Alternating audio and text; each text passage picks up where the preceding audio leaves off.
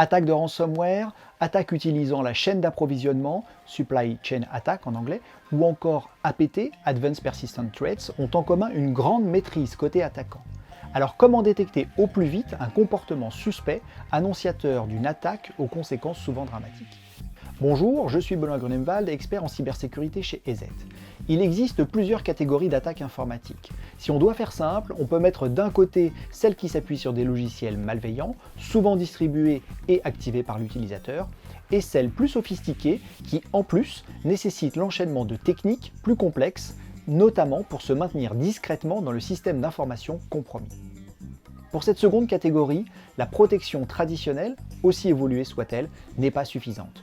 Une suite de sécurité est toujours indispensable sur le poste de travail, mais lors d'une attaque avancée, et pour rester en dessous des radars, les attaquants utilisent plusieurs techniques, tactiques et procédures que la protection endpoint seule ne peut voir dans son intégralité.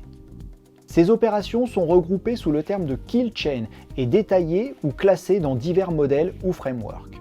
EZ a choisi de s'appuyer en priorité et de collaborer avec Mitre et Attack. Je vous invite d'ailleurs à consulter nos articles et vidéos pour approfondir ce sujet. Mais revenons à notre attaque avancée.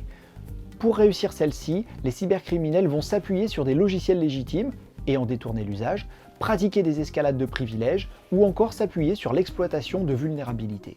La détection de ces TTP, tactiques, techniques et procédures, seront donc combinées avec la détection issue du endpoint traditionnel ainsi que de la Sandbox Cloud. On renforce notre visibilité, tout en réduisant les faux positifs, sur les activités au sens large sur le poste de travail.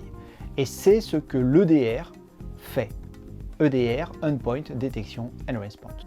Non seulement grâce à l'étude des comportements, nous sommes capables de déceler des attaques, mais également d'autres activités à risque. Nous savons à quel point la donnée personnelle ou d'entreprise a de la valeur et qu'il faut la protéger contre les accès non autorisés et contre les fuites. Dans cet objectif, et pas uniquement pour répondre aux exigences des réglementations, il est important de savoir identifier la source des fuites de données. Et c'est ce que peut confirmer ou au contraire infirmer avec l'analyse des comportements enregistrés par l'EDR.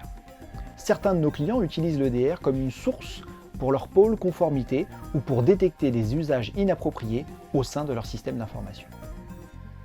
Pour conclure, l'EDR est un outil très puissant qui comble l'écart creusé par les cyberattaquants qui exploitent des failles, des vulnérabilités ou obtiennent des accès légitimes par hameçonnage.